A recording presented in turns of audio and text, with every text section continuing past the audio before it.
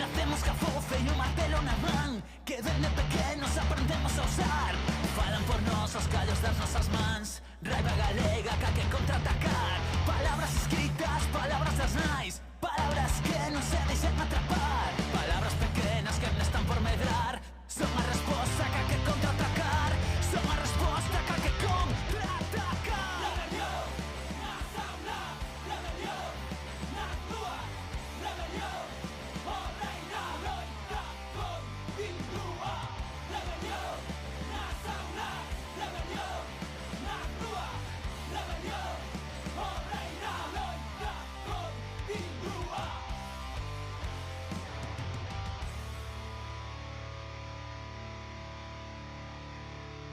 Vimos ao mundo con un Kalashnikov, que dende pequenos aprendemos a usar.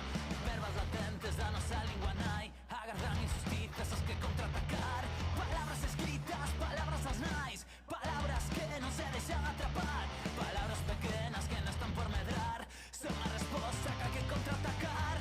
Son a resposta ca que contraatacar.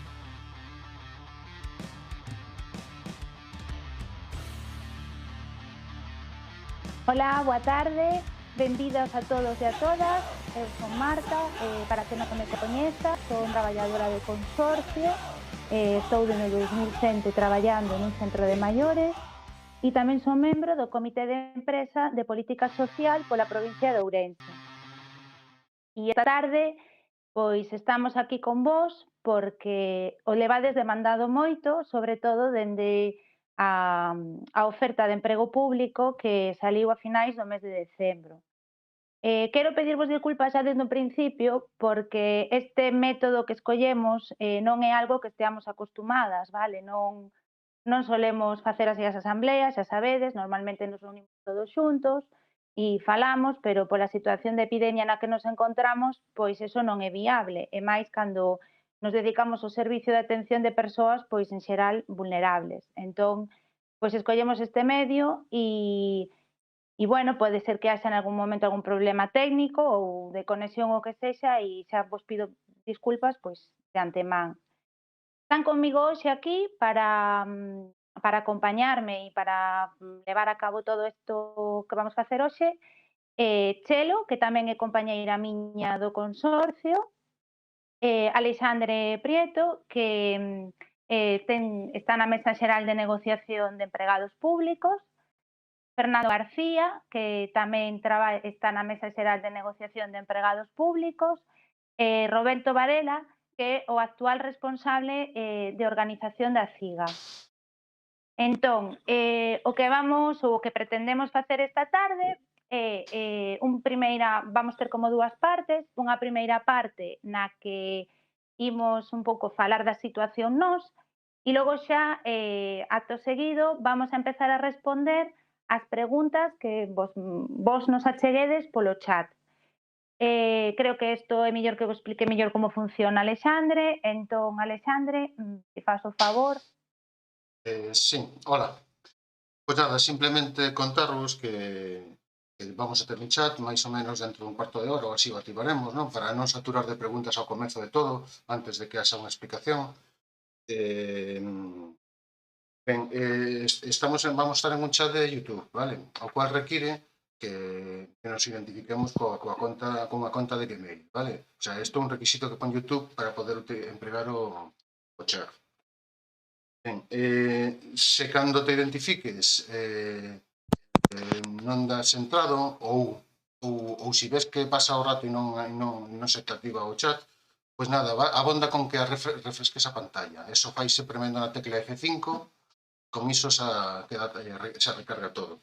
F5, vale? Despois, bueno, nada, pedir no chat que, bueno, decir que aceptamos críticas, como non, pero pedimos respeto, vale? Evitemos insultos e descalificacións e listo. Estamos emitindo 720 píxeles. Se ves moi pequeniño, podes cambiar a configuración movéndote na pantalla de YouTube a esquina inferior dereita, que aparece como unha roda dentada, aí vas a poder cambiar a configuración. queres poñer 720. E nada máis. Rematei. Vale, pois nada, entonces penso que xa para non perder tempo, que empece Fernando e así vamos movendo o asunto. Bueno, moi ben. Boas tardes a todos. Teño que dicir que é a miña primeira asamblea online. Estou acostumbrado a estar en asambleas e evidentemente ver as caras. Aquí estamos mirando para unha pantalla algo máis frío, pero bueno, dada a situación, penso que todos e todas comprendedes como está o panorama e aparte de poder achegarse aos centros, o xeito de comunicar con moita xente, o único xeito neste momento é este. Ben, estamos aquí principalmente porque hai un montón de dúbidas e de inquedanzas e de incertezas do persoal do consorcio con respecto ao seu futuro. O cal é normal porque, tal como todos sabemos, o índice de temporalidade é moi alto. Falando de 1.300 temporais, no consorcio é algo que non é exclusivo do consorcio. Na Xunta hai máis de 5.000 laborais temporais e indefinidos e máis de 1.400 funcionarios interinos, que é o equivalente a figura de temporal. É dicir, temos máis de 6.500 persoas temporais na Xunta e noutra administración sucede máis do mesmo. É dicir, non é un problema exclusivo do consorcio. É verdade que no consorcio a porcentaxe é maior sobre o total do persoal. No caso da Xunta hai un 50% de persoal laboral que é temporal con respecto ao total do persoal, pero no consorcio é maior. A cuestión é todo unha serie de ideas que se están xerando nestes momentos e que en moitos sentidos eu non as vou equiparar a fake news, pero sí vou a decir que non son exactamente correctas.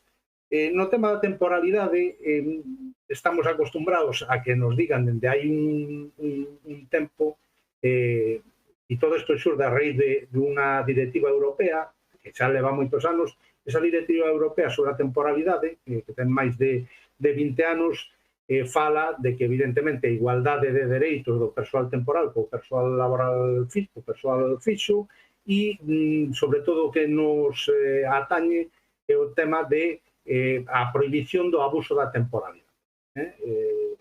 Esa directiva é unha cousa bastante clara. A temporalidade só pode ser friccional e non estrutural. Hai 3 anos, ou unha cousa polo estilo, a raíz dunha cuestión prexudicial que se presentou ante o Tribunal de Xustiza da Unión Europea, aconteceu que se xeraron unhas expectativas con respecto ao que podía suceder, que nós xa desmentimos nun principio de que probablemente non fora así, e relacionadas con que o Tribunal de Xustiza da Unión Europea iba a sentenciar a fixeza como sanción. Ben, nós xa dixemos que aquilo era altamente improbable. Bufetes de abogados de que desembarcaron de Madrid viñeron a facer o agosto pedindo bastantes cartos. Se sumaron algunhas asociacións, algún sindicato a toda esta dinámica de que se iba a decretar a fixeza como sanción e resultou que cando se iba a sentenza pois non di absolutamente nada disto, senón todo o contrario. Ainda así, a día de hoxe, hai xente que sigue dicindo porque a Unión Europea condenou a España. Non, a Unión Europea o que dixo é mirade, o mellor método para acabar coa temporalidade é os procesos selectivos. Se os procesos selectivos se prolongan máis aló dos 3 anos, pois non parecen adecuados. A indemnización pode valer a sanción pode ser unha indemnización que se pode establecer ou que poden establecer os tribunais nacionais e de todos os xeitos non se pode acceder, según o ordenamento xurídico do Estado español, a condición de fixo sin superar procesos selectivos. Iso é o que di a sentenza. Entón, nós o que plantexamos aquí sempre é o seguinte: por moi amargo que sexa, pero é que esa parte nos toca a nós. Se recordades a película Matrix, onde ofrecían unha pilula vermella e outra azul, que a vermella era coñecer a realidade e a azul era vivir nun mundo que non tiña que ver nada, que era completamente irreal, pois nós o que estamos dicindo é que hai moita xente que pretende darnos a pastilla azul. e pintar unha realidade que non se corresponde. E igual que cando vamos a un médico e pedimos o diagnóstico, queremos que nos digan a verdade, por crúa que sea, pois aquí é igual, é dicir, temos que dar o diagnóstico e non pensar que non é así, que é de outro xeito. E o diagnóstico vai no sentido da sentencia da Unión Europea. A raíz desa sentenza, hai que lembrar que se estableceron varios procesos judiciais, entre eles un conflito colectivo presentado pola FIGA, pola fixeza do persoal do 2007, que, como sabedes, a diferenza do que presentou outro sindicato, que só era para centros de maiores e para determinado persoal, o da FIGA era un convenio colectivo que afectaba a todo o persoal do consorcio. E foi desestimado por o Tribunal Superior de Xustiza de Galicia e se abría a vía individual. Entón, eso desemboca en ir a procesos ao xulgado a nivel individual. Hai moitas sentenzas que se perderon, xa hai 30 sentenzas perdidas de fixeza. E despois hai unha gañada en Ourense que todos tendes, pero se ides ao fondo da sentenza, nos fundamentos de dereito, explica moi ben por que declara a fixeza desta persoa, que o merece. Declara a fixeza desta persoa por ter superado un proceso selectivo. Entón, estamos volvendo outra vez ao mesmo que a moita xente non lle gusta oír ou prefire tomar a pastilla azul. É dicir, a xuíza o que di é esta persoa pasou un proceso selectivo. A trampa, o fraude de lei desto está en que se diga que é un proceso selectivo para persoal temporal, como do ano 2007. Pois mire usted, é dicir, sería para persoal temporal, pero a persoas que levan 13 anos aquí, está claro que era un posto de traballo estrutural e pasaron un proceso selectivo, co cal teñen dereito a fixeza.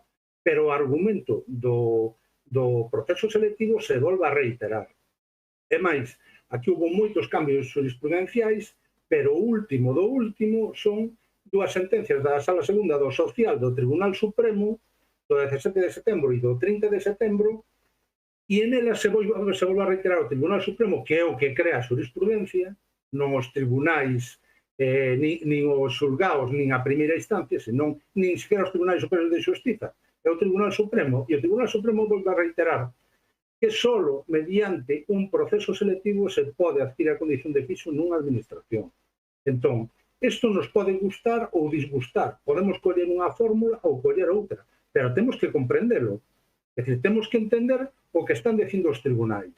Primeiro, que en moitos casos se perden, e dous, sempre que se decreta a fixeza excepto en algunha excepción que pode haber por aí, e que ademais en primeira instancia é o requisito do proceso selectivo. Entón, non nos vamos a engañar ao persoal e dicir, non, aquí hai outras fórmulas. Non as hai. E por eso digo, vamos a tomar a pastillita azul e pensar que a fixeza é un acto cunha varita máxica que se pode decretar que o persoal permanezca, ou hai algún proceso que nos permita acceder á fixeza.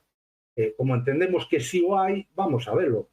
De todos os xeitos, xa vos explicará despois o compañeiro Roberto, que nin a oferta de emprego público a aprobou a FIGA, nin votou a favor, nin isto ven derivado de ninguna decisión da FIGA. A única decisión da FIGA é o acordo de integración. O acordo de integración, a integración do consorcio tampouco é unha decisión sindical. Igual que hubo noutros entes, por exemplo, Sodeco, a Fundación para o Fomento da Calidade Industrial, é unha decisión política. E se toma en instancias políticas e administrativas. A única oportunidade que ten as organizacións sindicais é de negociar as condicións desa integración, pero non o feito da integración.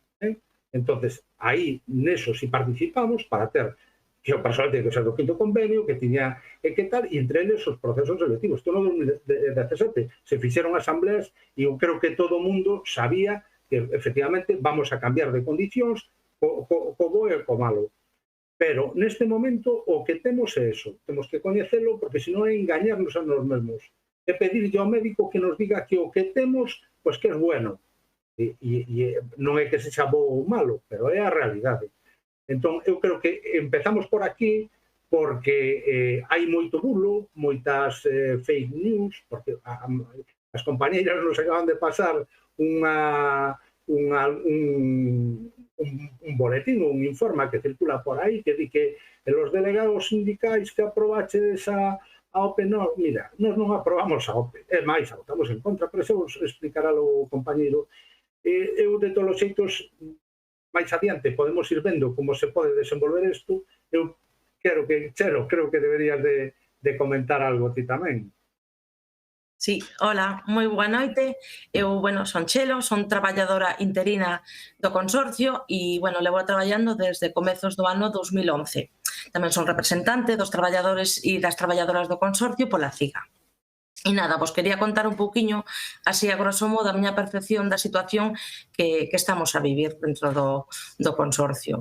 Como traballadora e tamén como delegada, vivín en primeira persoa ao longo de moitos anos as numerosas problemáticas que hai nos centros que dependen do consorcio e a precariedade laboral na que estamos, vale? Sempre se nos recortaron todos os dereitos e é curioso que xusto a xente que nos poñía mil atrancos, moitísimas dificultades para poder exercer eses dereitos laborais, curiosamente é agora a que se di defensora deles.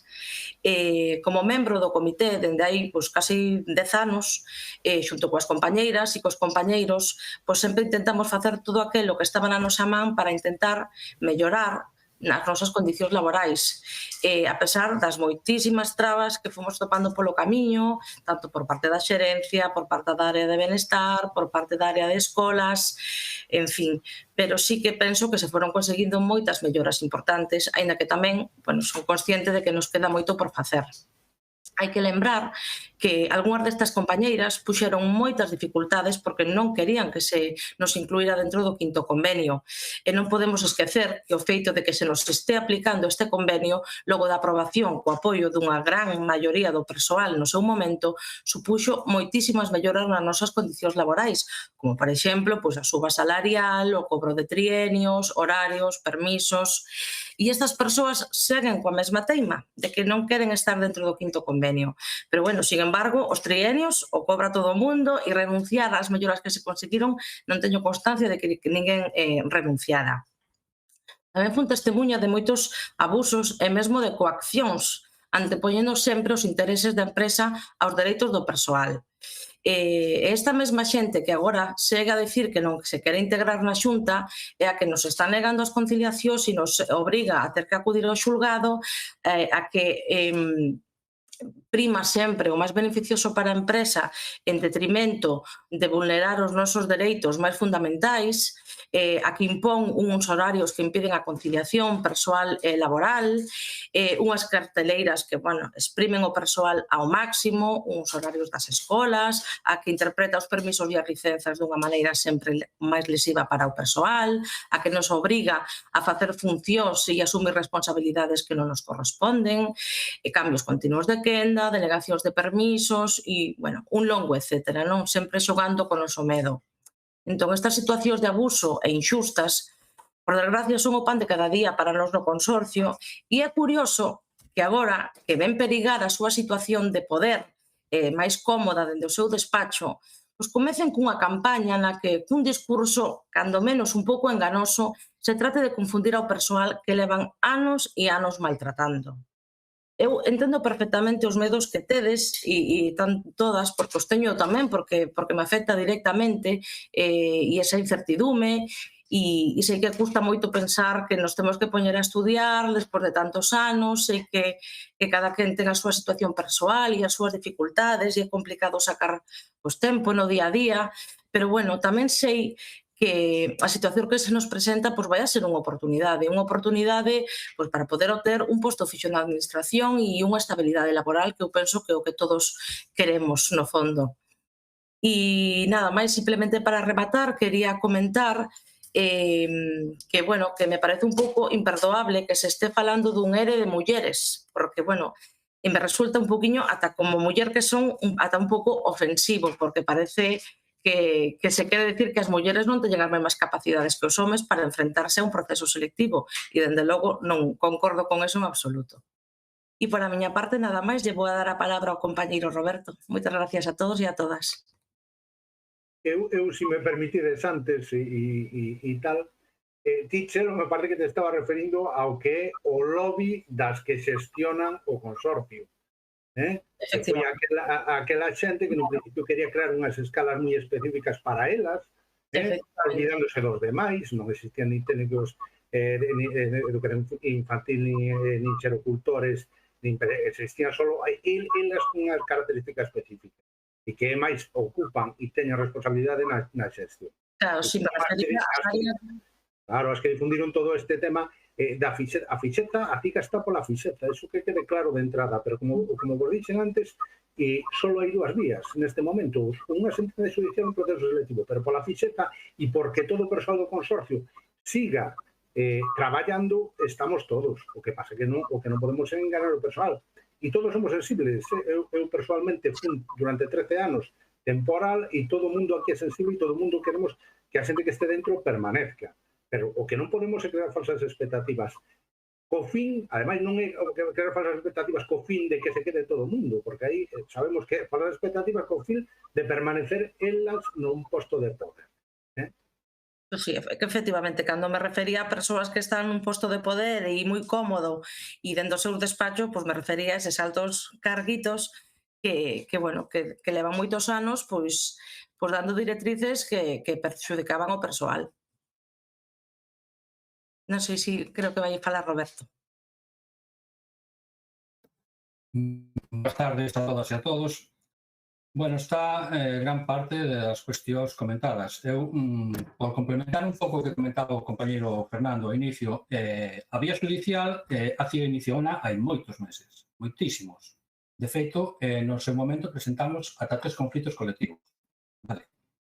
Despois apareceu tamén un conflito colectivo da CNT, pero, bueno, máis exclusivo e dirixido exclusivamente ao persoal dos centros de maiores. Os conflitos nosos eran abertos a todo o persoal de escolas, de centros de maiores, de centros cerote, para todo o persoal.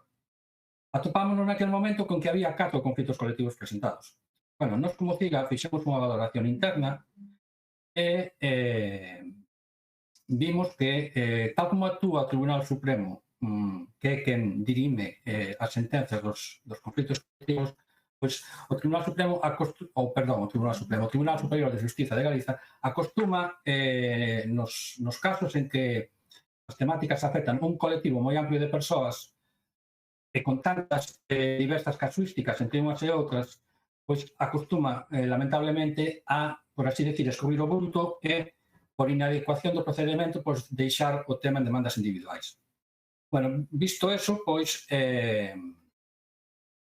decidimos deixar en suspenso 2 dos conflitos colectivos e centrarnos a modo de proba, a ver como salía, no do conflito colectivo do persoal de todo o consorcio que superou o proceso de 2007 para persoal temporado. Bien, os tempos xurídicos foron andando, chegado un momento, desde a CIGA solicitaron ao Tribunal Superior de Xustiza de Galiza a acumulación do noso conflito máis o da CNT. Por qué? Porque o noso xa incluía o ámbito do da CNT por unha cuestión de economía procesal e como os tempos avanzaban, pois consideramos facer esa solicitude. Que pasou con eso? A raíz deso? Pois que o xuízo da CNT ficou suspendido, a parte, a letrada da Xunta non puxo impedimento ningún a que se fundiran, a que se acumularan os 2 conflitos colectivos. E que resolveu o tribunal finalmente? Pois non nos acumulou, mantivo os xuizos separados, pero que fixo? Puxos o mesmo día, con 5 minutos de diferencia un do outro. Por lo tanto, pois, en certo modo, acumulónos, pero non formalmente, pero sí na práctica no mesmo día. Continuou o proceso e a primeiros de dobrando ano pasado foi cando saiu a sentenza. E, lamentablemente, pois saiu o que nós xa nos creíamos, non?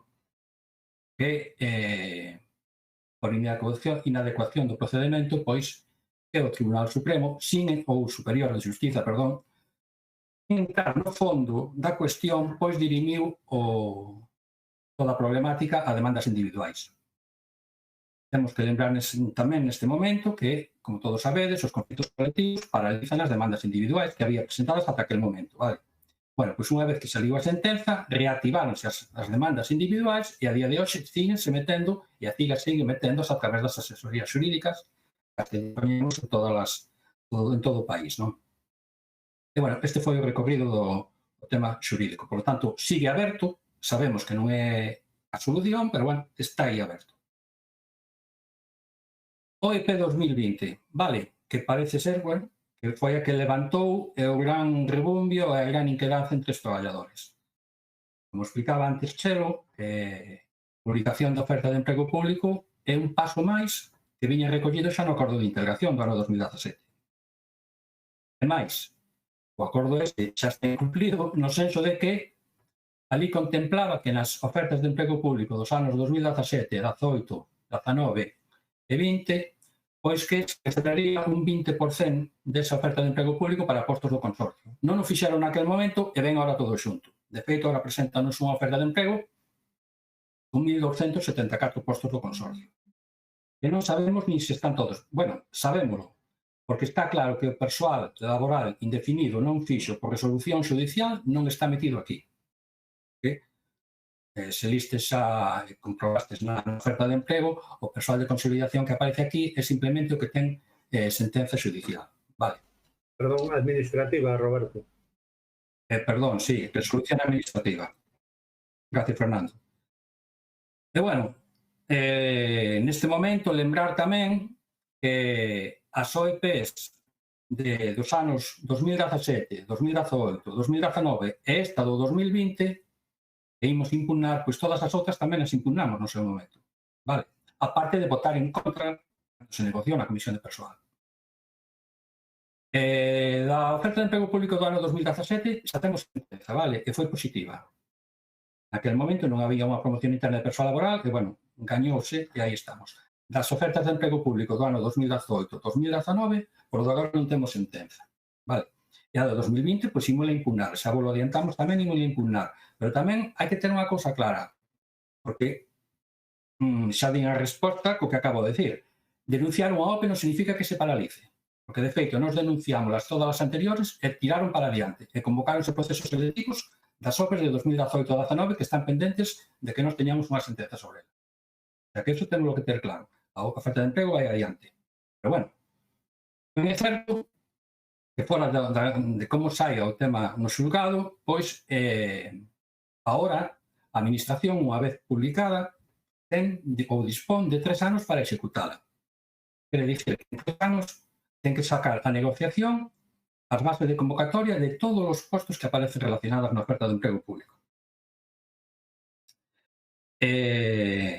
Entón, pois, estamos neso e por que imos impugnar a OPE de 2020? Pois, entre outras cousas, por falta de concurso de traballos previo, é algo común que fixemos en todas as OPEs, por non aparecer precisamente referido ao consorcio, por non estar presentes as persoas indefinidas non fixos por resolución administrativa, por non haber promoción interna, bueno, por non estar feita, que ese era un déficit que vimos arrastrando do acordo de 2017. Como xa sabedes todos, a RPT iniciouse a negociación. A CIGA presentou alegacións por 2 veces no ano 2019 e desde aquela non tuvemos máis coñecemento. Roberto, unha puntualización que dixeste só do concurso de traslados, se refire ao concurso de traslados de persoal laboral da Xunta en plazas da Xunta. Sí.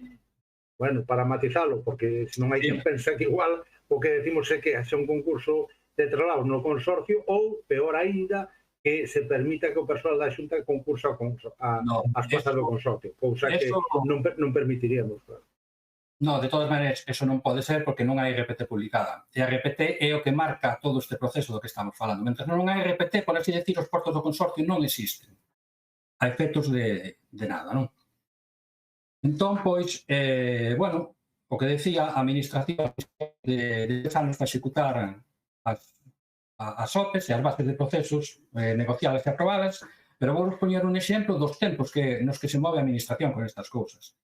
Recentemente, tomaron posesión os veterinarios do seu proceso selectivo e mirade, os tempos que se moven, era unha oferta de emprego do ano 2014 que foi convocada a base da convocatoria no 2017, esta xente foi nomeada no 2020.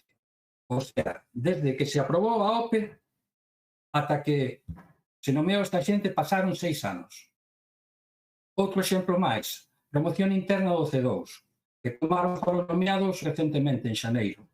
Esa promoción interna era tamén da oferta de emprego público do 2017, foi convocada no 2018 e foi resolta no 2021. Roberto, matizoche máis. A promoción interna ao C2, ao C1, ao A2, ao A1, e de libre A2, A1, C1, C2, é dicir, son como 8 procesos selectivos da oferta 2017 que remataron ahora en xaneiro. Non é só o C2, é un porrón de procesos. Sí. A maiores deso tamén temos procesos selectivos que se convocaron a finais do ano pasado e que moitos deles veñen derivados da oferta de emprego público do ano 2017, do 2018, 2019. O sea, que os tempos de función pública non significa que hora publicada a oferta de emprego que xa vayan a ser os exames mañá. Eso non, desde logo que non. Entón, pois, eso que o teñades claro, non? Como van ser as bases? Pois, bueno, as bases negociar, pero bueno, o que predica a CIGA e o que sempre defende, e o que vai defender, é que sean un proceso selectivo, por así, asequible. Vale. Van a ser por concurso de oposiciones, eso xa sabemos, porque xa figura na oferta de emprego público. Vai a ser así. E, bueno, nos procesos selectivos, pois, hai unha fase de oposición e unha fase de concurso. Vale. A administración, pois, normalmente vai ao máximo que permite a lei, que na fase de concurso é o 40%. No aspecto de concursos, as bases a valorar, pois, é a experiencia no posto, a experiencia en calquera administración, nun posto similar. Despois hai unha fase de formación, de cursos, de tal e cual. E despois hai os temarios. Nós sempre abogamos porque para estes procesos de consolidación que sean os temarios reducidos, unhas probas asequibles, de maneira que se poida garantir que pase o maior número posible de xente a fase de concurso, porque senón queda desvirtuada. Se faz un examen moi complicado e que vas a tope, a fase de concurso queda desvirtuada. Entón, pois, bueno, temos exemplo no pasado, como vos dixen, do proceso de veterinarios, onde todos os que aprobaron é a xente interina ou laboral temporal. Todos. Por iso que eu entendo o medo que hai ao proceso selectivo, pero, bueno, temos precedentes de que se poden facer procesos selectivos adecuados á situación que se vive e nós, desde logo, abogaremos porque sexa así. E, bueno, non sei se me queda algo máis por aí, Fernando, Chelo, pero... No, eu diría que, como exemplo, os veterinarios que tomaron ahora posesión en novembro, é dicir, que aprobaron o proceso, eran 55 postos e o que dixi, había dos que aprobaron non aprobou ninguén de fora. Eran 55 persoas de dentro da Xunta. Eran colaboradores temporais ou indefinidos ou funcionarios interinos. E era un concurso de oposición, non era nin consolidación, nin estabilización, nin nada. Quero dicir que o bulo de que nos van a echar a todas, pois non é así, nin ten por que ser. Entón, eso como vimos tamén noutros procesos. Aquí a cuestión vai a ser negociar as bases e que sexan máis favorables, evidentemente, que se lle puntúe a xente do consorcio, como se obriga a que se puntúe do outro lado, pois evidentemente, se se convocan postos do consorcio, o lógico é que a puntuación máxima se dé por eses postos que se convocan. É dicir, hai xente que traballa no consorcio, non a perico de los palotes. Porque o que falamos sempre da reciprocidade. Se a do consorcio non lle puntúan na Xunta, a onde a Xunta lle teria que puntuar no consorcio? Nos defendemos que non. E en todo caso, se se puntúa, a puntuación ten que ser ten que haber unha diferencia abismal, porque non vamos o que non se pode permitir é que efectivamente xente de outras administracións desembarque aquí, ainda que poidan ter o dereito, e teñen unha puntuación similar. Pois eso non parece a caído. De feito, a administración neso si pode responder, porque tamén o fixo en algún outros procesos, poñendo unhas puntuacións bastante distintas. Sí. Sí. E nada, eu non sei se Chelo ou Marta ou ti queredes decir algo.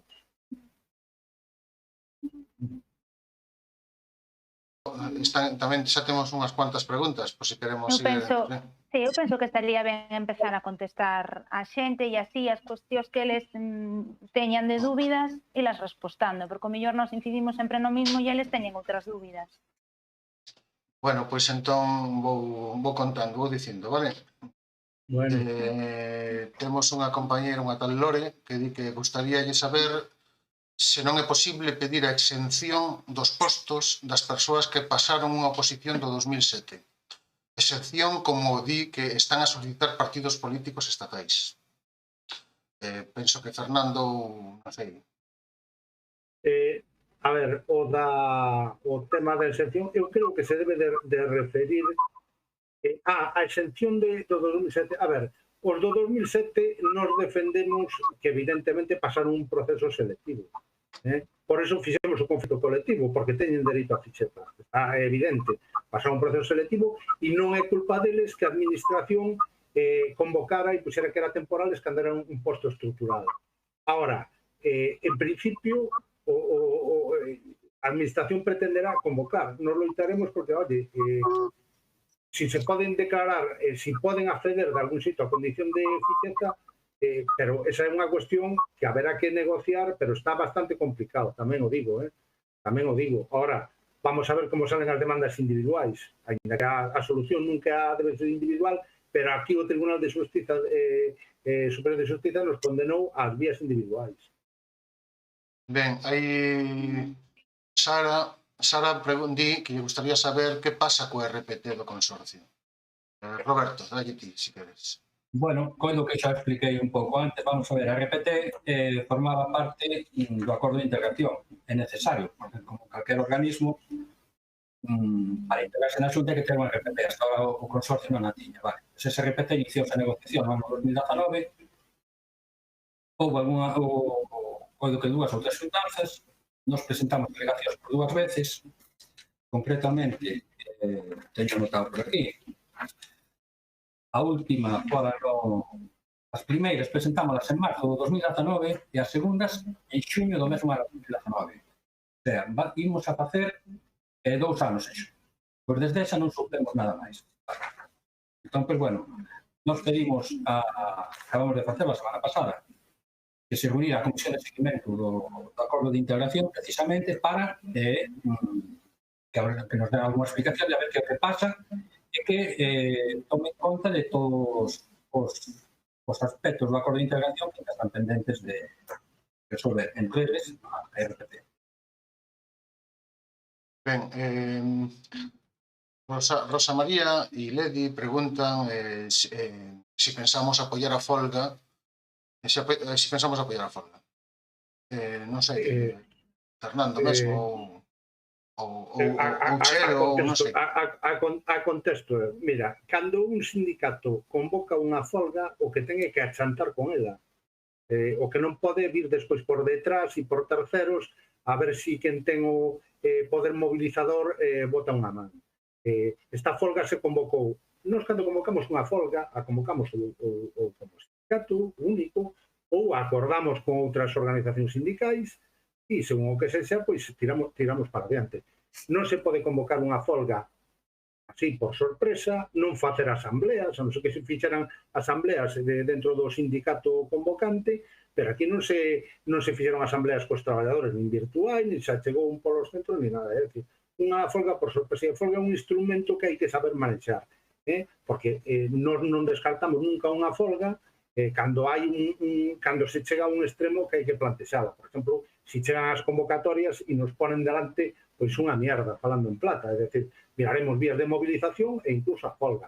Ora, lanzar unha folga en base a unha serie de campañas de bulos e sin contar con ninguén e ora pedir auxilio, pois nos participamos e apoiamos as folgas que convocamos. As que non convocamos serán responsabilidade de quen o fai. Aparte, estamos falando dun sindicato que non ten representación, convoca unha folga e non conta co sindicato que ten a representación mayoritaria. Eso parece condenado, que queren condenar unha folga ao suicidio e agora que piden auxilio porque se dan conta de que tal. Non, nos estamos pola ficheta, pero non vamos a apoiar esta folga, porque nos parece que quen a ten que sustentar é quen as agachadas a convocou. E non é só eso. Se vos fixade no que vos comentei antes, ahora o que se aprobou foi a oferta de emprego público. A Administración dispón de 3 anos para executar as bases. E se lle dá por non negociar as bases hasta o ano 2023, que van a manter a folga 3 anos. E que parece, é o que decía Fernando, a folga hai que presentala cando é oportuna presentala. No momento das bases, se nos presentan unhas bases que non hai por onde collelas, ese é o momento de iniciar, pero agora parécenos excesivo. Ben, Susana pregunta de que estamos apuntadas en academias. Desapuntámonos. Procesos selectivos, sabes? A ver, bueno, eu que sei, vamos, as academias son...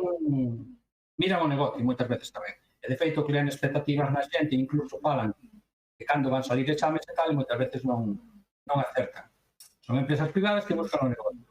Entón, o que vos decía, só se aprobou a oferta de emprego público. Polo de haber, non hai nin temarios por onde estudiar. Únicamente, o mellor, os temarios comuns, que máis ou menos entran en todas as oposicións que todos sabemos. Constitución, Estatuto de Autonomía, eso.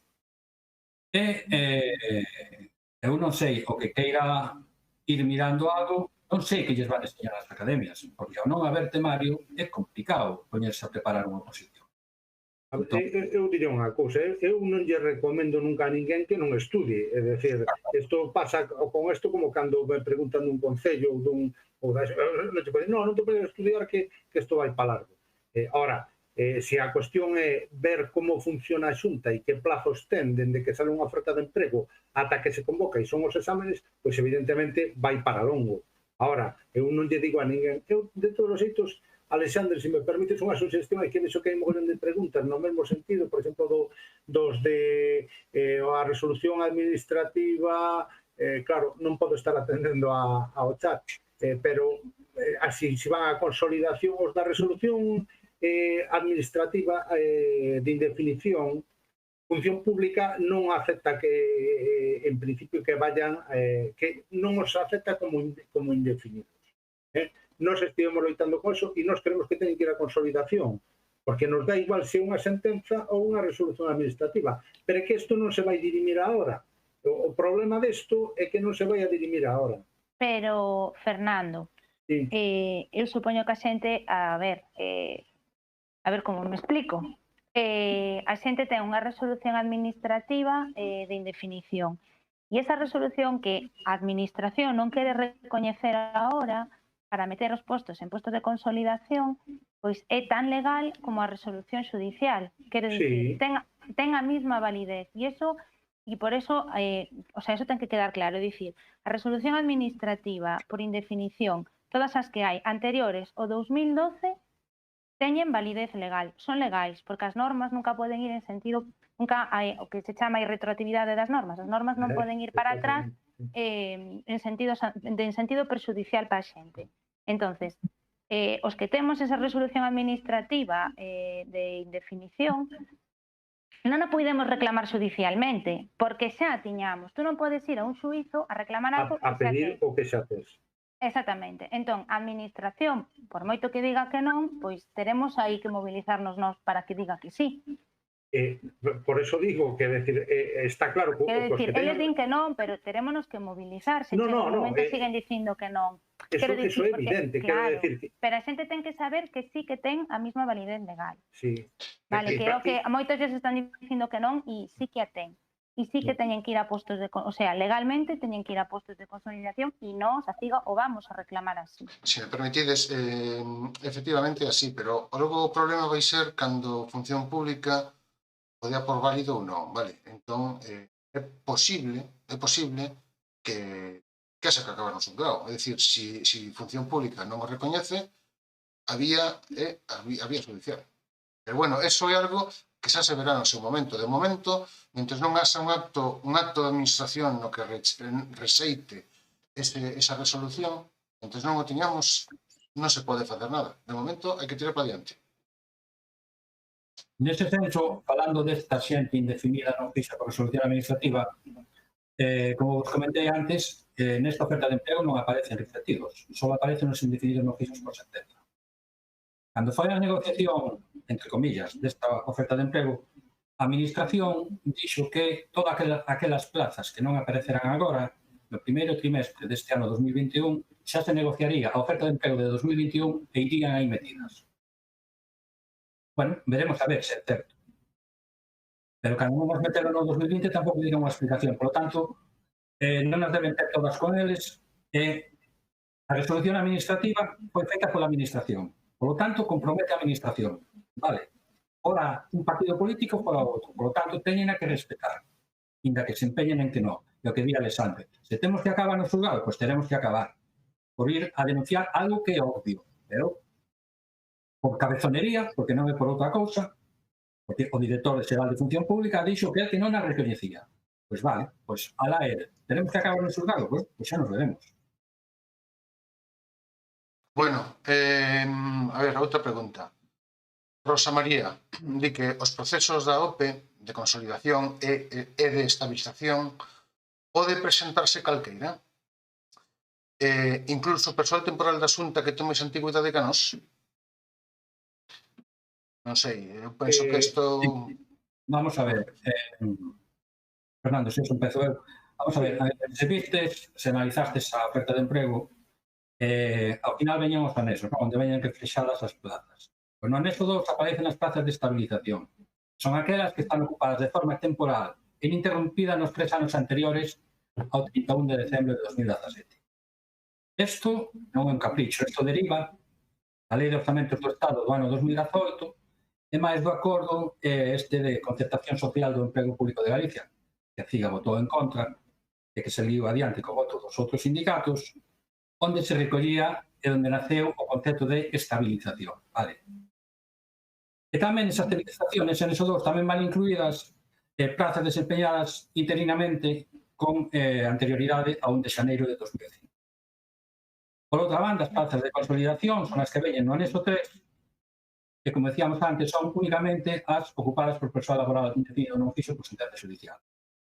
Que pasa con isto? Os procesos selectivos todos son de libre concurrencia. Vale.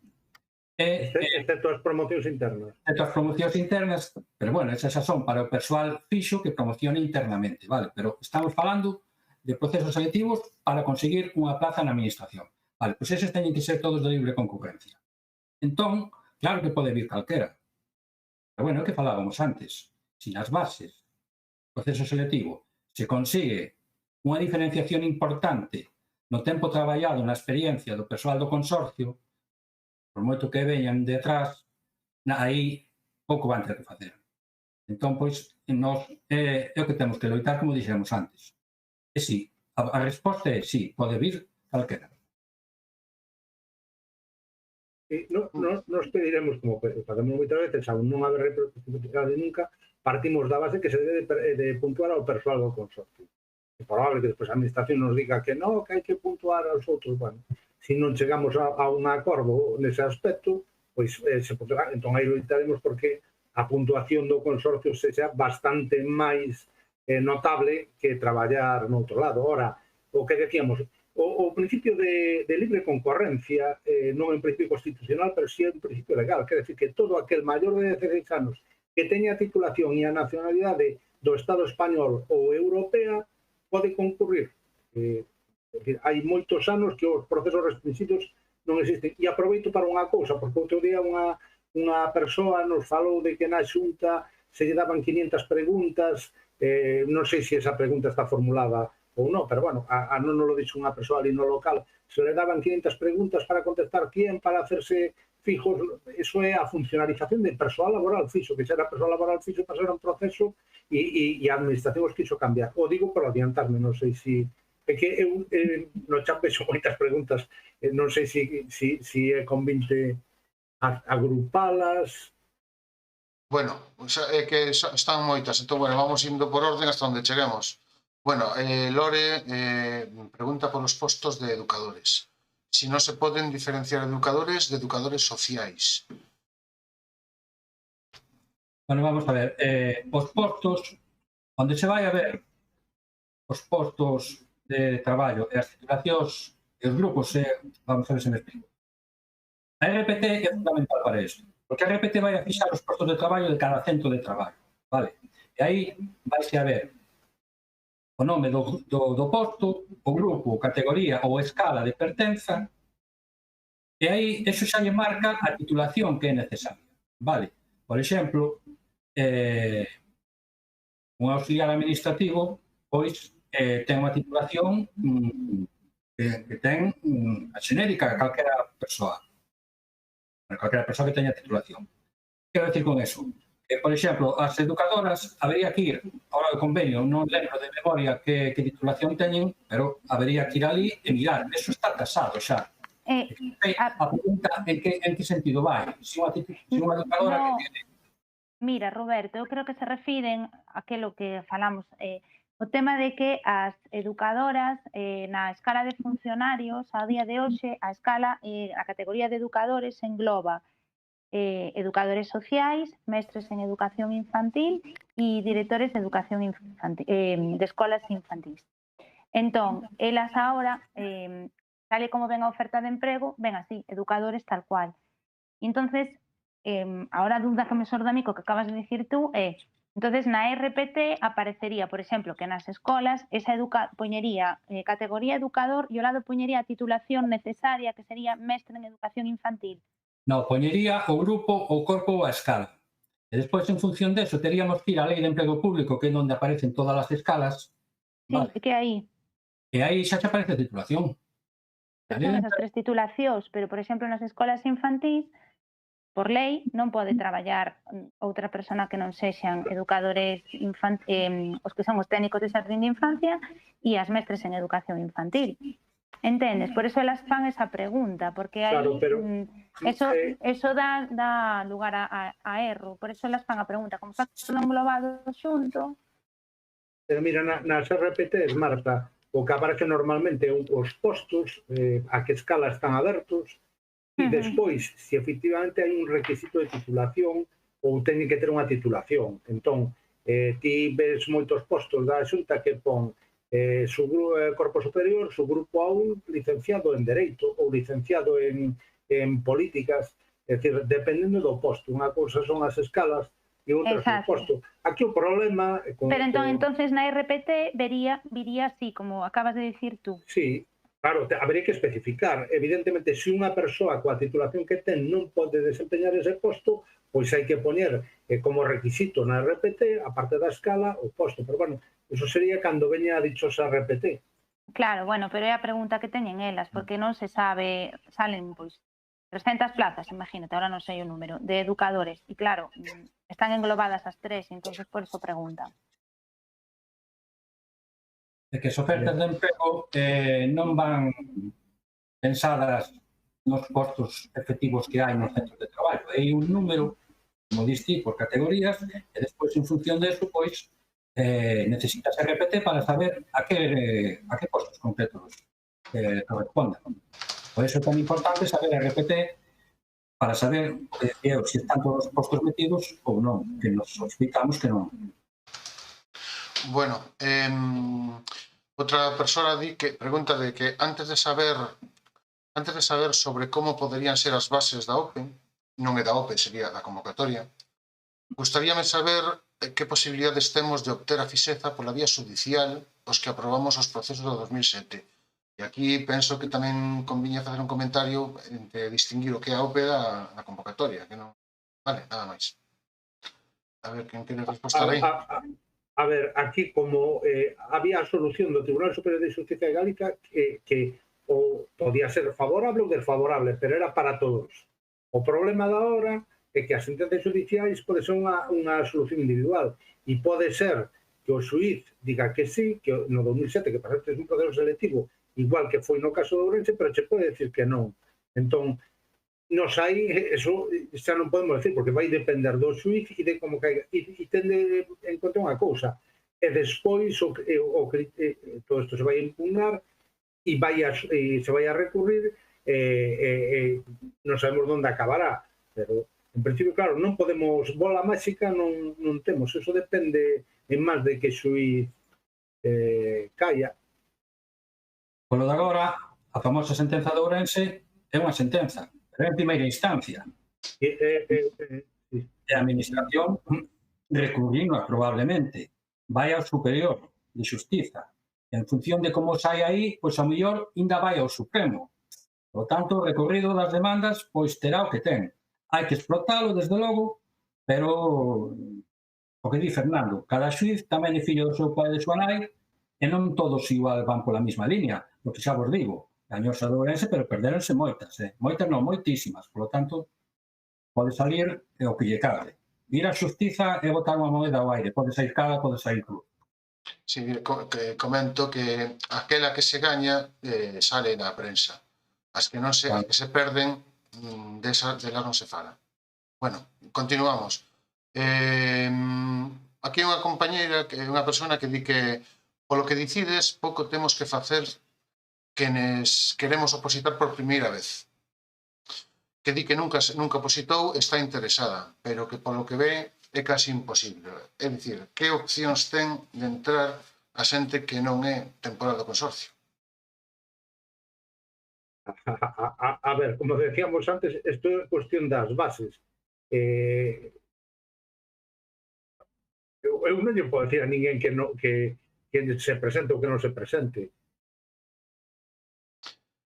Ben, A ver, sí, perdón. eu entendo. Debe ser unha persoa da rúa que fai a pregunta. Sí, efectivamente. Sí. Isto é un concurso oposición.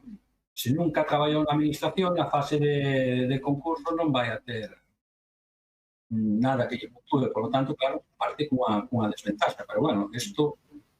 Bueno, pero é unha decisión individual, eu non lle vou decir a ninguén que non se presente.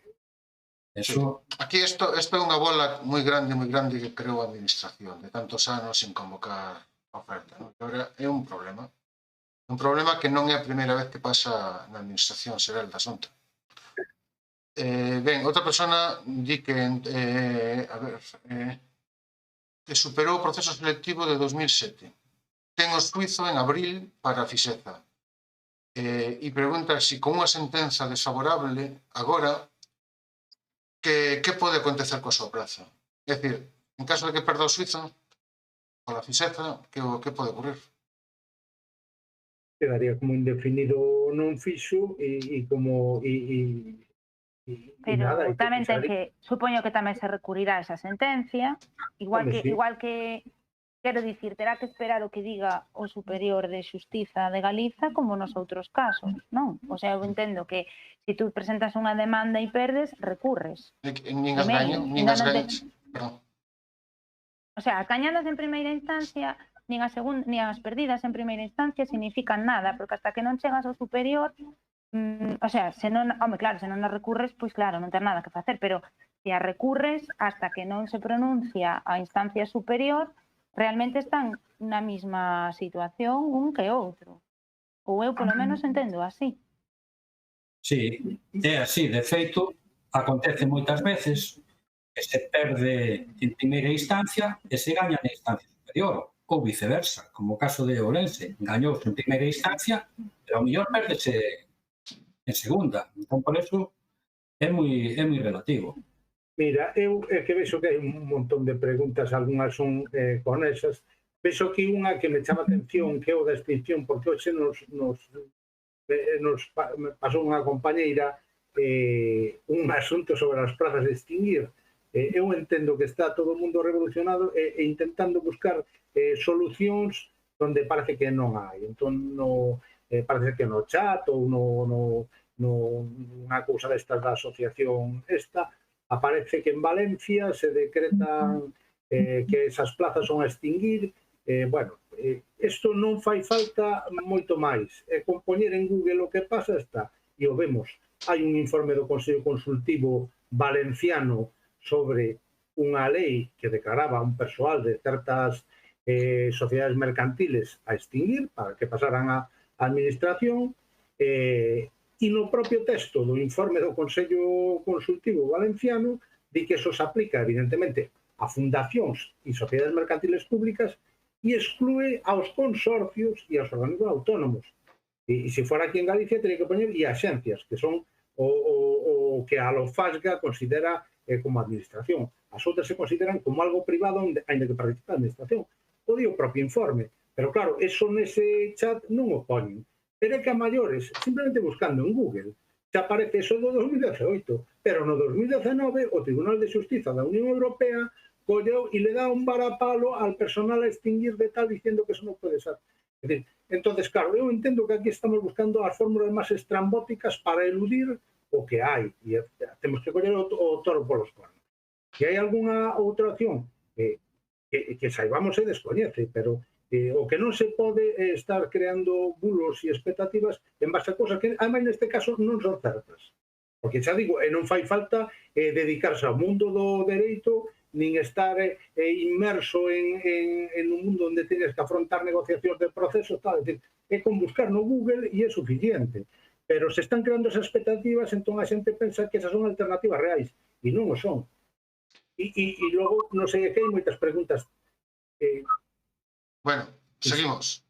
Bueno. Eu quería facer un comentario respecto da pregunta de antes, da chica que preguntaba que era do proceso de 2007 e que denunciou e que está á espera de xuizo e demais. Bueno, que comentaba Marta, que ainda ten, bueno, ainda tería, no caso de perder a instancia do Tribunal Superior de Xustiza, e ainda así, home, se é de 2007 vai a ter unha fase de concurso para a oposición con do 40% seguramente, e no caso, na hipótese xa peor de que suspendera e non conseguira unha praza, pois, home, tamén lle valería para a puntuación para listas. Ben, sí. Non conseguira praza. Ben, un compañeiro di que entrou por listas de contratación onde se valoran os méritos, vale? Respetando os criterios constitucionais. E pregunta se non consideramos que os procesos selectivos, que eso son procesos selectivos de suficiente valía. É dicir, que se respeta o principio de mérito da Constitución, entendo. Como mérito para seguir nas listas e ter tempo traballado, aínda que cambien e se refagan como listas do consorcio.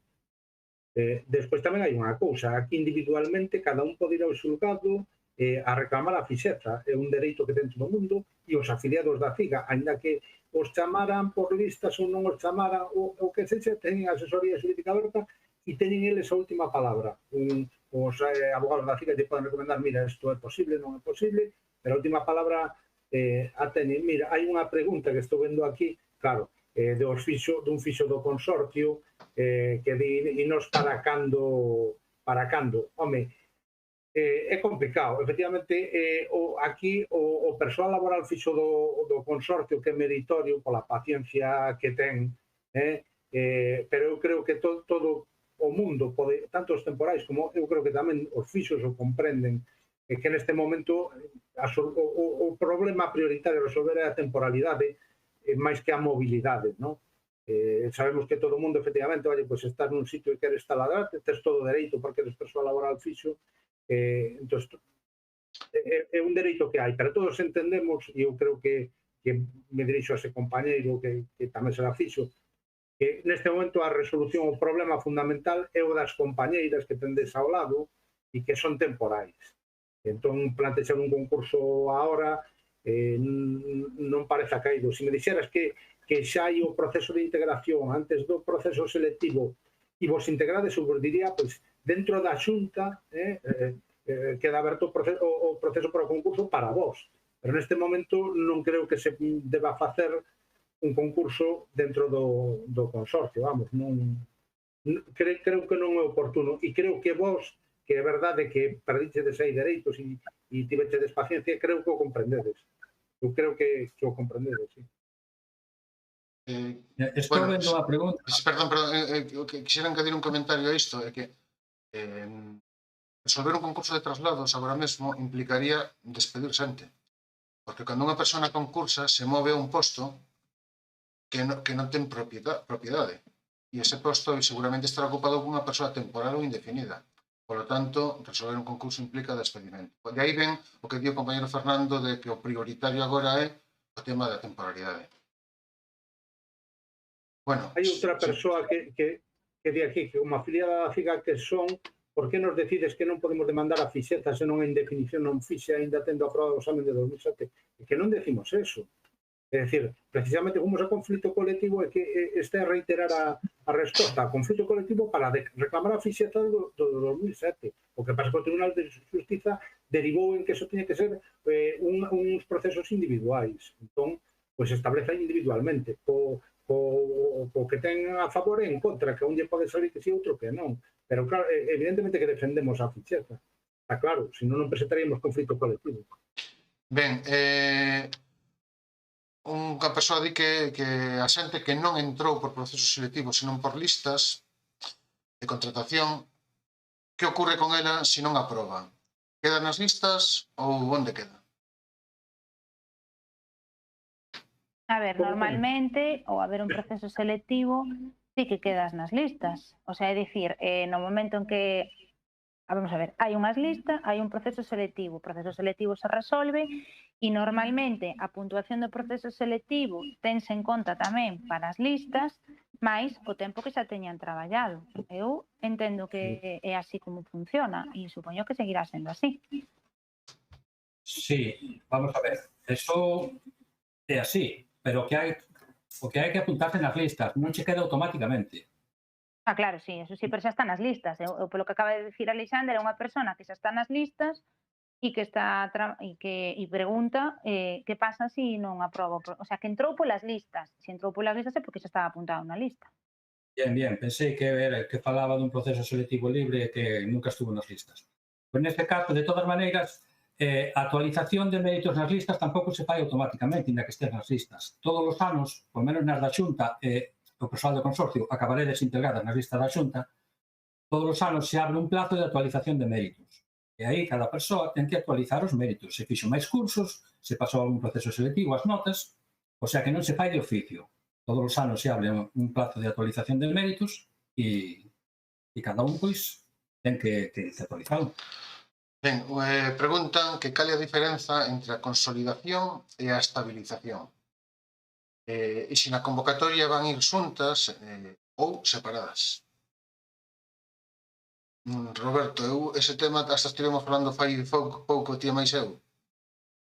Sí, mas expliquei un pouco antes. Vamos a ver, as plazas de estabilización, que son as que veñen no anexo 2, son aquelas que están ocupadas de forma temporal e ininterrumpidas nos 3 anos anteriores ao 31 de decembro de 2017, vale. Isto da estabilización naceu da Lei de Orzamentos do Estado do ano 2018 e máis do Acordo de Concertación Social do Emprego de Galiza, onde se estipulaba que, bueno, nun plazo determinado de anos había que reducir a temporalidade en todas as administracións, porque este acordo de aquí de Galicia emana do acordo do Estado, no que había que reducir a temporalidade a uns niveis do 8%, que viña a ser, pois, para cubrir vacacións, baixas e estas cousas, non? Entón, pois, se chaman plazas de estabilización. As anteriores, aos 3 anos anteriores ao 31 de decembro de 2017. En esta estabilización tamén incluyen a plazas desempeñadas interinamente con anterioridade ao 1 de xaneiro de 2005. Eso por unha banda. E a consolidación, pois son de persoal laboral indefinido non fixo por sentenza. Ben, En este caso, nós podemos querer que sean as indefinidas non fixos por resolución administrativa, que a noso entender ten a mesma validez. Teremos que acabar no xulgado para denuncialo? Pois sí, pero bueno, esas persoas tamén son indefinidas non fixas e van por consolidación. Ben, aquí hai un par de mensaxes sobre as persoas que teñen unha resolución administrativa de indefinición. Que si van ir a un proceso de consolidación ou de estabilización. Eu entendo que isto xa queda respostado polo anterior. Non, xa se contestou. Ben, unha persoa di que si nós como sindicato imos defender as traballadoras ou imos defender a OPE para recaudación e interese propio. Bueno, A ver, Eu non sei que interese propio ou que recaudación temos nos da OPE. Se a OPE, como dixo Roberto, a impugnamos, porque tamén impugnamos a de 2017, 18 e 19. É dicir, non é nada extraordinario que impugnemos unha oferta de emprego público, tampouco, pero é que votamos en contra. É que eu xa sei que sacou a asociación esta un papel dicindo que vos que aprobache desa OPE, non a aprobamos, nin votamos a favor dela e a vamos impugnar. É dicir, pero o que pasa é que o tema este dos bulos é desesperante porque é de estar desmentindo constantemente cada cousa que sale. E é verdad que igual non soubemos transmitir ou tuvimos déficit de información entre isto da pandemia e toda a historia, é certo. Pero que eso, eu creo que, non sei se incluso o temos publicado, o tema de que votamos en contra da oferta de emprego público, temos publicado, bueno, pois que votamos en contra da oferta de emprego público, etc. Non sei, a ver, si... Vamos a ver, na nosa página web nos solemos, bueno, colgar unha multitud de información, que precisamente son as ofertas de emprego, eso está seguro publicado. Cando se vota en comisión de persoal e cando se publican. Eso está seguro. Calquera pode facer unha busca na nosa página web e topará aí a información. É o que dixemos antes. As OPEs de 2017, 18, 19 e 20 votamos en contra das 4. E me atrevo a decir que dos anos anteriores tamén. Porque non me acordo de votar a unha oferta de emprego a favor. Despois eso, denunciamos as 4 últimas. Este de 2020 tamén íbamos denunciar. Por tanto, non sei, non gañamos nada. Non sei de onde sale eso, pero bueno. Ben, unha compañeira di que, bueno, que según Fernando, o noso compañero Fernando, di que a CIGA cree insusto pasar outra OPE aos que xa pasamos a do 2007. E di, e logo, por que non deixache de seguir o conflito colectivo da CNT, que era máis centrado, e fixestedes un máis aberto? A ver, eso resposto eu. Eso non é certo. Expliquei no principio da miña intervención. Nos, hai meses xa, non me acordo canto, xa pode haber, xa pasar dun ano, presentamos 3 conflitos colectivos. Vale. E a CNT presentou un exclusivamente limitado aos centros de maiores, mentras que os nosos eran para todos os centros do consorcio. Estamos falando do persoal que pasou o proceso de 2007 para persoal laboral. Pois, o noso conflito colectivo era moito máis amplio. Que pasou despois?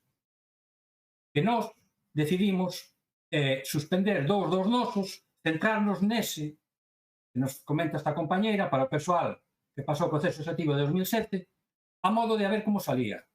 Vale, pero o da CNT seguiu adiante, e de feito foron os xuizos o mismo día, expliqueino antes, con 5 minutos de antelación. E perderonse os dous. Por qué? Por inadecuación de procedimiento. E o xuiz derivounos, tanto a CIGA como a CNT, a demandas individuais. Por lo tanto, nós non paralizamos nada do outro conflito colectivo. Saiu adiante, aparte iso é público e notorio. Calquera fai unha busca en internet a topa. O sea que eso non é certo. Ben, pregúntanos que opinamos das prazas a extinguir. E, bueno, eso, prazas a extinguir. É que xa o contestei antes. Xa sei que non podes ir tachando as contestadas, pero que son moitas. Igual o do persoal extinguir non procede de entrada, porque se declara extinguir persoal, por exemplo, no caso da Xunta, ou un persoal laboral fixo que está en plaza de funcionario, ou un funcionario que está en plaza de persoal laboral fixo, se declara extinguir a plaza, ou cando desaparece un corpo, ou unha escala, como por exemplo delineantes e axentes forestais, porque se pasan a un grupo superior, e eses postos quedan como de persoal a extinguir, e sempre fai referencia a persoal laboral fixo, ou en algúns casos a indefinidos, pero nunca o persoal temporal, porque o persoal temporal non pode quedar a extinguir, porque se non se necesita persoal nesa plaza, a plaza amortizan. E se se necesita esa persoal nesa plaza, se deberá prover por concurso ou por un proceso selectivo. Xa comentei o tema de Valencia, que vin eso que comentaron do Consello Consultivo, e basta con buscar en Google para darse conta. Primeiro, que esa asociación oculta información, porque di que eso é para sociedades mercantiles e fundacións, e nunca para consorcios. E despois, porque o Tribunal Superior da Unión Europea, o Tribunal Superior de Justicia da Unión Europea, dixo que non hai. E é unha simple búsqueda en Google, pero bueno, estos bulos circulan e non hai forma. Bueno, aquí hai unha persona que fai unha pregunta sobre o artigo 61 que di que por que non comentamos algo sobre o artigo 61.7 do EBEP. Eu, de cabeza, non lembro cal é este artigo. Se alguén o sabe, e se non pasamos a outro punto. Artigo 61.7. Non sei se alguén o ten claro, Karen. Non habría que buscar. Xa, seguimos entón. O compañeiro que o puso, se quere detallar un pouco máis, a ver hasta onde chegamos. Bueno, aquí di que a nivel estatal están pendentes de facer unha reforma do EBEP. E que se pregunta se eso non cambia as cousas. Que se non se podería negociar en función do que veña.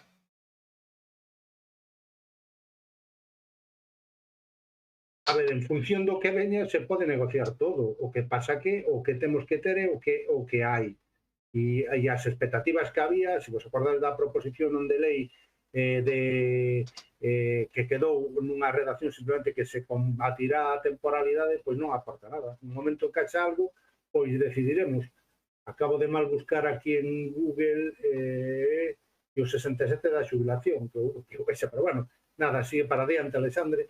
De todos os sitios eu comentaría que é probable que se necesite facer outra asamblea, porque aquí supoño que non daremos contestado todas as preguntas, eu agora non teño acceso ao YouTube. Fernando, non. O 61.7, non o 67.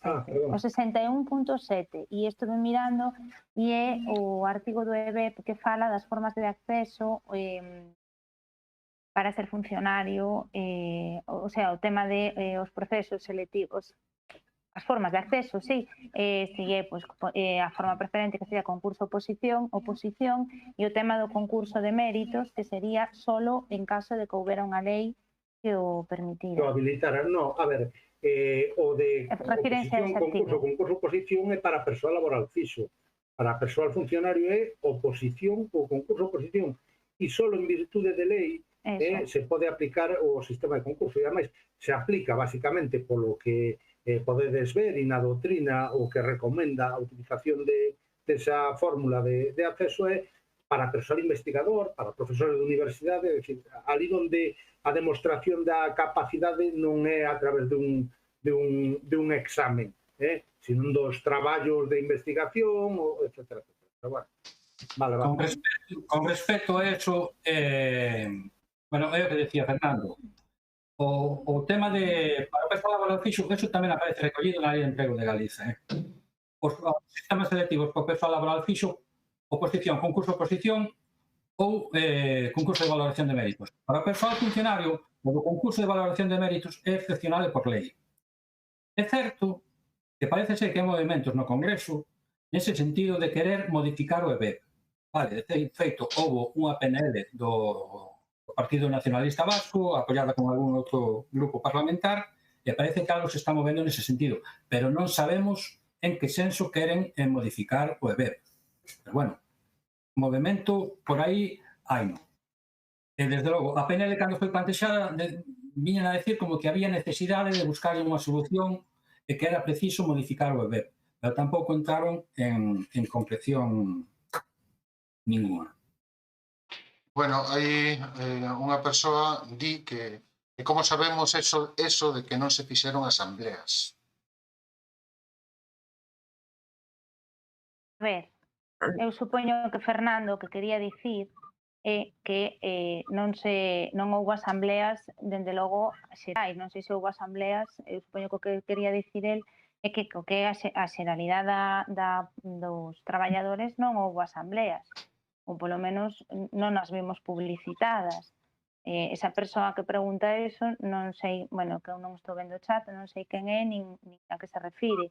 Se o mellor é unha persona afiliada dese sindicato, o mellor dentro dese sindicato sí que fixeron asambleas, claro, nós eso non o sabemos.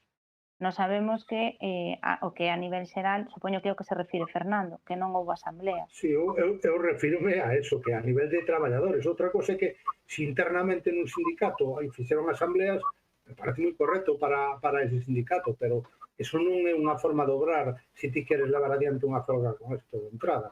Pero bueno, eu que comentaba que eu non sei se poden recoller todas as preguntas que están formuladas no chat e tratar de responder noutra asamblea ou incluso facer unha guía, un boletín.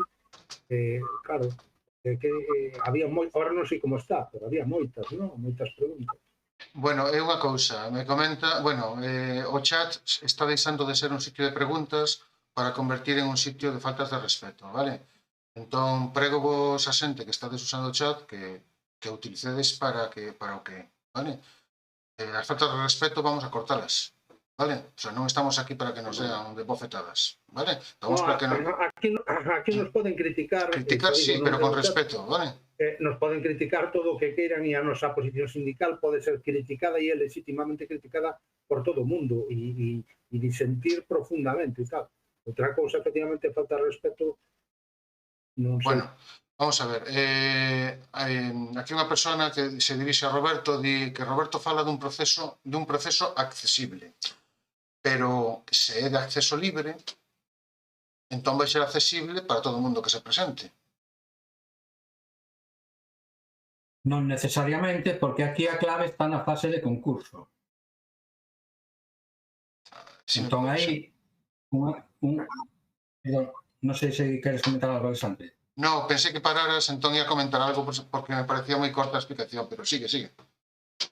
No, decía que procesos asequibles falamos de temarios reducidos, obviamente, de probas sinxelas, pero que a clave está na fase de concurso. É que ao ser de libre concurrencia, onde ten que haber a diferencia na fase de concurso. Na fase de oposición, pois, é para todos, porque veñen a xente de libre concurrencia tamén. A fase de concurso é onde se marca a clave. A experiencia no posto de traballo e a experiencia no traballo. E a formación. A xente que ven da rúa non ten formación, polo tanto, a clave está na fase de concurso. Ben, E facer o máis correcto posible. Ben, as prazas que se van sacar teñen nomes e apelidos, din. Se non me presento a OPE, estamos nun proceso judicial, a Xunta vai asumir o custe deses centos de persoas. Eu creo que aquí está misturando algunha cousa, pero bueno. Non entendo que... É que eu creo que está misturando dúas ideas. Primeiro di que as prazas que se van sacar teñen nomes e apelidos. Cousa que non é certa. Que están dadas. É que non entendo. Pero que ocurre se non se... Se estiveran dadas non había problema para a xente. Eu penso que a pregunta ven de algunha persona pois que é temporal como a min, o sea que levamos desde o principio traballando e está dicindo, por decirlo de alguna maneira, que a praza é súa. Eu entendo así a pregunta, o sea que a plaza é súa e que está demandándoa e que se a demanda se gaña, que vai facer despois o que a Xunta ou a Administración con esas dúas persoas que logo poidan estar, porque pode estar esa persoa que pasou o proceso selectivo, porque ainda que oponemos pode ser que o proceso selectivo sale adiante, e que pasa se se aproba o proceso selectivo, por decirlo de alguna maneira, e ao mesmo tempo hai unha persona que gañou a súa fixeza por tal. Ese é o que pregunta esa persona, creo. Aí voucho decir, terá que facer outra plaza na RPT. Vouche poñer un caso, no caso da Xunta de Galicia, hubo anteriormente, hai 5 anos, un concurso de funcionarios que se ofreceron as plazas de indefinidos non fixos laborais, que estaban en plazas de funcionarios, e evidentemente a xente se foi ao xulgado e lle deron o dereito a estar aí hasta que hubiera un proceso selectivo, porque o concurso non era un proceso selectivo, era un concurso cerrado. Entón, a administración tiña dous problemas, un funcionario de carreira que concurse que ten todo o dereito e unha persoa que ten unha sentenza. Entón, se tuvo que buscar la vida e crear dúas plazas. Pois mira, se incrementan as plazas do consorcio. Ben, aquí unha persoa, Marta, di que esta mesma, ¿no? Porque logo empeza a falar de que ocurre se non se presenta e ao mesmo tempo están nun proceso judicial. E entendo, e di que logo a Xunta vai asumir o custe deses centos de persoas. Entendo que se refire ao custe de despido. Entendo que se está referindo. O sea, se non se presenta a oposición e se van a indemnizar, entendo que se refire a iso, se van a indemnizar. A ver, eu non presentarse, o sea, se ofertan o proceso selectivo, tú estás ocupando unha vacante, non presentarse, por moito que tú teñas un proceso judicial, para min é un suicidio, quero dicir, tú tes a vía judicial aberta e perfecto, e adiante, quero dicir, non hai ningún problema, pero se che ofertan a túa praza, o sea, se oferta a praza na que tú estás a ofertan non presentarte o proceso selectivo e botarte tú fora da carreira xa. Se perdes o proceso xudicial, despois que faz? Directamente xa non te... O sea, sí, claro, probablemente te indemnizan ou non, quero dicir, pero o que é o tema de irte, o sea, aí sí que non tes nada que facer. Como non te vas presentar o proceso selectivo? É máis. É que aí está vendo unha oportunidade máis. Tense que presentar o proceso selectivo sí ou sí, ainda que este demandando judicialmente. Porque se non te presentas, perdes o dereito.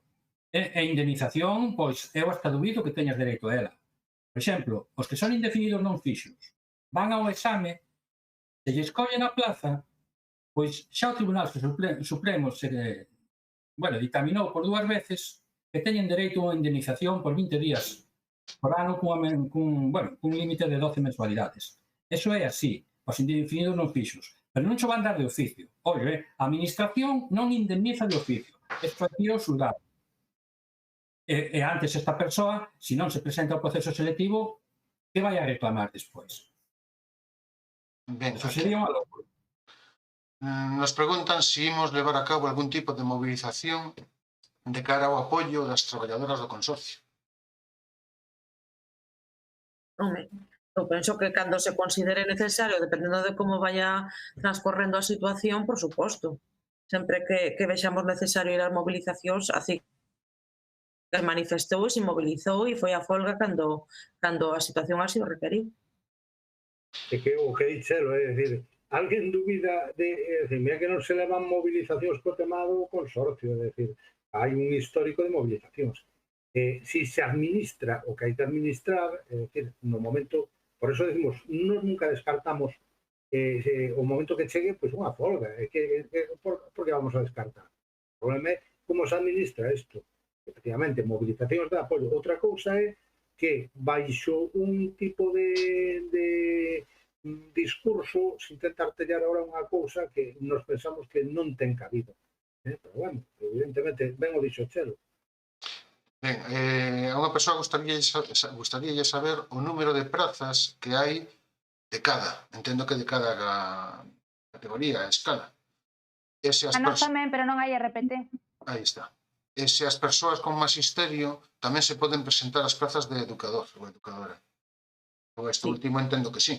Na Consellería sí que dixeron que era posible. A titulación de mestras se iban a poder presentar a titulación de educadora. E aquelas mestras que estén en postos de educadora, a puntuación lles vai a contar para os postos de educadora, para aquilo no que estiveran contratadas. Se me permitides un apuntamento, quen queira saber a que se pode presentar, o que ten que facer é coller a Lei de Emprego Público de Galiza e por aí, polo medio, por hacia final, están todas as escalas que existen coas titulacións requeridas para cada unha desas escalas. Vale. Ben, seguimos. Ou falar con algunha delegada da CIGA ou chamarnos aos locais sindicais. Ben, e aquí unha persoa que di que entón o importante é a forma de acceso, non que levemos 12 anos en fraude de lei. A ver, todo é importante, pero está claro que ao levaren 12 anos en fraude de lei, xa dixemos que nós o denunciamos e hai que denunciarlo. E hai que seguir denunciando, de feito nós estamos presentando demandas continuamente. Pero isto non obvia que o proceso selectivo va a seguir adiante e hai que ir a eles. Non queda outra. Porque deixarse en máis da xustiza é moi perigoso. Porque xa dixemos antes, gañouse unha sentencia no Ourense, pero perderonse infinidade delas. Por lo tanto, isto podes acabar, se te fías a xustiza, podes acabar sin nada. Por lo tanto, hai que ir ao proceso selectivo sí ou sí. Deixarse nas máis da xustiza, como dixen antes, é botar unha moeda ao aire. Pode ser cala, pode ser cruz. E eu creo que esta pregunta, que lle damos importancia a unha cousa ou outra, lle damos importancia ás dúas. Xa comentaba antes, ao principio, porque se nos escoitou que na Xunta hai 6.000 e pico temporales.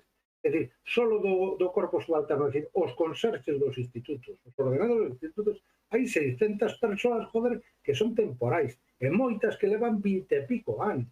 É dicir, como non vai a preocupar? Evidentemente nos preocupa a temporalidade, e o que queremos é a fixeza do persoal, e o que queremos é que o persoal que está traballando no consorcio ou que está na xunta que quede, e que se articulen procesos para que se poda acceder a fixeza. O que non podemos contar é unha cousa que non é, por moi bonito que parezca e que vos lo pinten. Entón, dentro do marco da realidade, nos loitaremos no que podamos para torcer eso e para cambiarlo, pero evidentemente, como non nos vai a preocupar a temporalidade?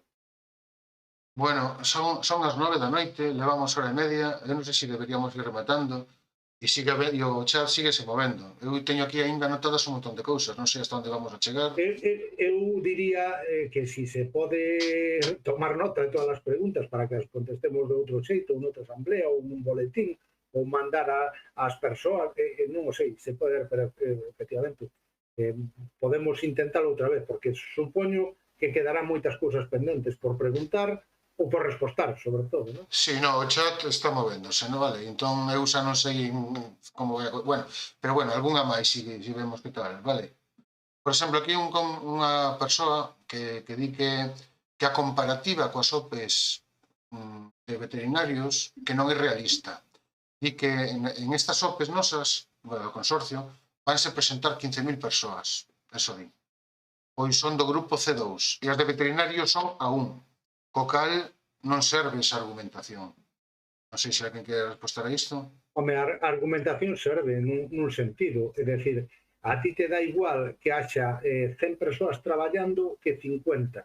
O que estás dicindo é que desas 50 que se ofrecen ou 100 que se ofrecen entran as persoas que xa están dentro, o que estás dicindo é que a fase de concurso opera como proceso selectivo.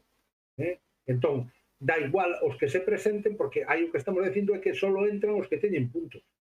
É o argumento de veterinarios. Nos dá igual que en veterinarios foran 1.000, agora non sei cantos foron, para esas 55 plazas, ou que foran 12.000, porque se o resto dos 12.000 non ten puntos, estamos no mesmo. Aquí, os veterinarios que había, laborais temporais, indefinidos non fixos, e funcionarios interinos, que son temporais dentro do funcionariado, accederon os 55 e hubo máis que quedaron fora tendo puntos porque non se convocaron as suficientes plazas, pero alguén que non tivera puntos non pudo entrar. Entón dá igual que se presentaran 1 millón. A cuestión non é esa, a cuestión é se non había puntos non podías acceder. Entón eu creo que é equiparable. Bueno. Mira, aquí nos din que habería que denunciar que a resolución administrativa sirva para presentarse. Eu creo que aquí está mesturando cousas, porque... Non entendo a pregunta. Eu tampouco, porque con unha resolución administrativa xa te podes presentar. Porque ao final, probablemente, se sumen as plazas de estabilización, de consolidación e, non sei, bueno... Entón... Non, pero, Alexandre, aí se di por o tema de que agora non salen porque non as meten dentro de consolidación. E iso é unha cousa que hai que pensar con función pública, evidentemente. Todos estamos de acordo en que unha resolución administrativa de indefinición é igual que unha sentenza. Nos pongamos como nos pongamos. E se alguén prevaricou, como dixeron por aí, pois é outro problema. Se alguén tiene que impugnalo, pois impugnará iso no seu tempo. En todo caso, eu entendo que isto van a ter que ser demandas individuais, penso eu. Penso que nós, como sindicato, non temos capacidade para que non nos permite a xustiza presentarlo. Non o teño claro, vale? Bueno, pero eso sería unha cuestión... Bueno, eu creo que hai moito máis, pero... Hasta aquí debemos chegar, porque xa igual é excesivo hora e media. Supoño, non teño acceso, pero polo que decides deben de quedar moitas preguntas no tinteiro, e non sei se algunha cousa máis. Non sei, ou podemos de organizar outro día, ou pedirlle a xente que ten dúbidas que se dirixa a nós. Temos unha página web, que a dirección... Bueno, ahora cando acabe isto vos vamos a poñer un rotuliño onde podedes ver a página web e aí tedes acceso a nós. E aí na parte inferior de todo hai unha dirección para mandarnos correos electrónicos, se queredes. E logo tamén tedes as nosas delegadas e delegados do consorcio para dirixirvos a elas. Non sei, eu penso que isto xa moito máis... A xente non sei se ainda ten ganas de asamblea, pero vai hora e media, xa. ¿Qué hacemos? eu creo que xa é hora de despedirnos e deixar que a xente teña, son as 9, pero claro, co compromiso de facer outra cousa, un boletín ou ir polos centros ou facer outra asamblea. Eu non sei se Chelo ou Marta queredes... Sí, eu tamén penso que polas horas o que podemos, bueno, todas esas que quedan no tinteiro se pode tentar contestar de outra maneira ou se pode adiar para outro día outra asamblea, como prefira a maioría dos traballadores e das traballadoras. Pois non se pode dar resposta a esas preguntas vía boletín ou informa ou como consideremos. Pero bueno, sobre todo, gracias a todo o mundo por estar aí, por participar e nada, que nos iremos vendo e falando. Bueno, pois nada, pechamos entón. Veña, chao. Muchas gracias a todos.